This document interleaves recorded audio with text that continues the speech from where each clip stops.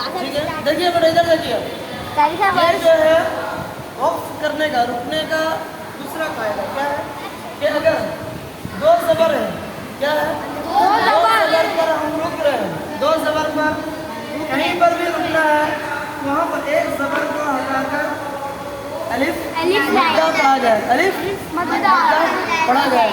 ٹھیک ہے. کہیں پر بھی قرآن مجید میں آیت کی وجہ سے یا سانس ختم ہونے کی وجہ سے کسی حرف پر دو زبر ہے, وہاں ہم کو رکنا ہے, تو دو زبر میں سے ایک زبر کو ہٹائیں گے اور الف پہلے سے لکھا ہوا ہوتا ہے.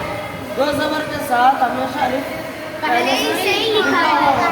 ایک زبر کو ہٹائیں گے اور الف کو لکھ پڑیں گے تو ہو جائے گا. جیسے اس کو مثال سے سمجھ لیجیے, جیسے ہے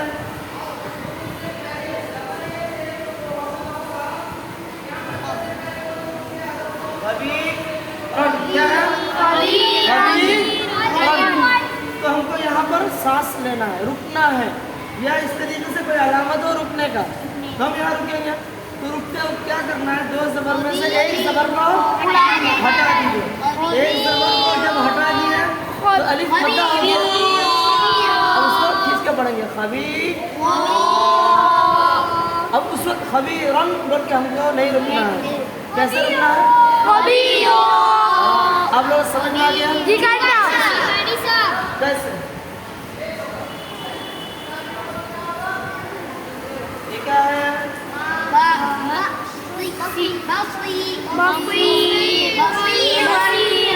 آپ لوگ رکیے, اب مان لیجیے رکنا ہے, رکیے. آیا سمجھ میں؟ کہیں پر بھی دو زبر ہے, ایک زبر کو ہٹا کر الف مدہ کی طرح کھینچ کے, جیسے یہاں پر ہے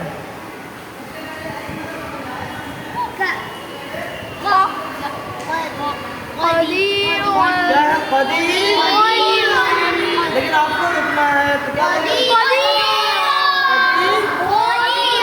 ماشاء اللہ, بہت اچھا. دیکھیے اب قرآن میں تھوڑا سا دیکھ لیجیے اس طریقے سے, جیسے آپ لوگوں کو یہاں بصیرن آیت ہے سامنے, رکنا ہے, تب یہاں کیا پڑھیے گا, پڑھیے ماشاء اللہ. یہ ہے سبیلن, رکیے, یہ تو آیت ہے, یہاں پر دیکھیے دو زبر ہے, آیت نہیں ہے لیکن سانس ختم ہو گئی, تب رکیے سوا,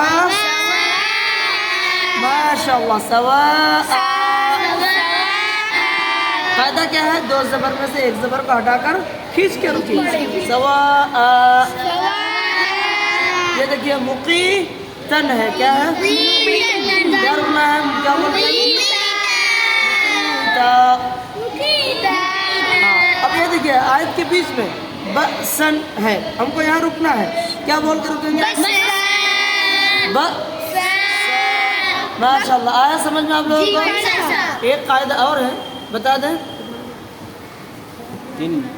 ایک قاعدہ اور ہے, ادھر آئیے آپ لوگ, ایک قاعدہ آپ لوگوں کو آخری قاعدہ سمجھا دیتے ہیں. پہلا قاعدہ کیا ہوا, پر رکنا ہو تو, دوسرا قاعدہ ہے کہ دو زبر پر, کیا, دو زبر پر رکنا ہو تو ایک زبر کو ہٹا کر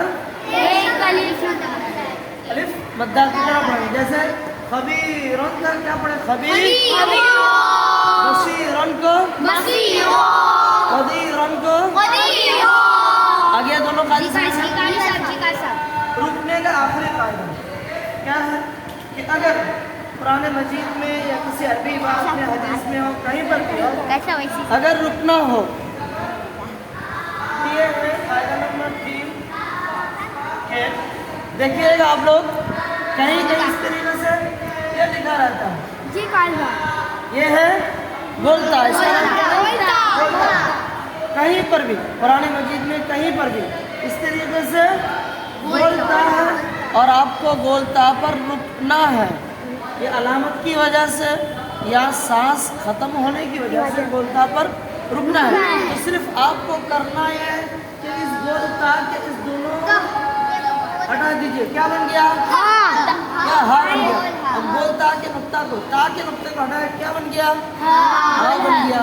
اب اس کے اوپر زبر زیر پیش کچھ نہیں ہے, صرف کر دیجئے جزم, ہاں بنائیے اور ہاں کے اوپر جزم لائیے. बात ख़त्म, वो आपका अदा हो जाएगा। जैसे मिसाल के तौर पर आप लोग पढ़ते हैं कुरान मजीद में है अल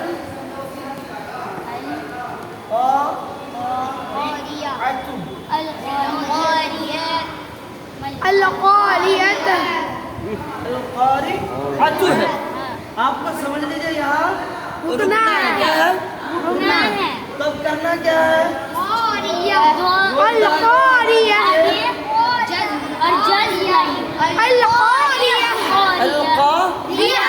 आगे समझ में लिखा रहता है सय्यअतुन, ये है इस तरीके से सीन या बोलता है, ठीक है। दो पेश है इसके ऊपर, तो उस वक्त क्या करेंगे? सिर्फ क्या करना है? इसको हा बनाना है। क्या बनाना है? हा और साकिन, हा साकिन बनाना है। तो क्या करना है? इसको हटा दिए और जज्म लगाए। तो क्या होगा? सय्यिआ। कुरान में देख लीजिए बहुत जगह इस तरीके से होता है। जैसे ये है, अब देखिए ये क्या लिखा हुआ है? मग़फ़िरतन, मग़फ़िरतन। यहाँ पर गोलता है। क्या है? जब भी गोलता आए तो उसके ऊपर दो ज़बर हो या एक ज़बर हो, दो पेश हो, कोई भी हरकत हो, सिर्फ क्या बनाना है? उसको हा साकिन बनाना है। किसी हरकत को उसका एतबार नहीं करना। तो अब इसको पढ़िए मग़फ़ी, हा बनाइए, हा साकिन। क्या बनाए? मग़फ़िरा। माशाअल्लाह, समझ में आ गया। इसी तरीके से यहाँ पर देखिए नफ़क़तिन। क्या है? मिन नफ़क़तिन, है ना? लेकिन हमको यहाँ रुकना है, सांस खत्म होने की वजह से, या कहीं पर भी आयत हो कुरान के अंदर किसी दूसरी जगह तो रुकना है। तो उस वक्त इस गोलता को क्या बनाना है? हाँ साकिन बनाना। क्या? तो पढ़िए इसको मिन नफ़क़। जोर से पढ़िए। आगे आप लोगों को समझ में? पूरे कुरान में कहीं पर भी रुकना हो तो ये तीन कायदे हैं। एक देखिए यहाँ पर बोलता है वो अलानिया, बोलता है तो हम नियतन नहीं बोलेंगे, वो अलानिया। आगे समझ में? गुलजार बेटा समझ आ गया? ठीक है, ठीक। जज़ाकल्लाह, बहुत अच्छा। आप लोग इस तरह अच्छे से ध्यान से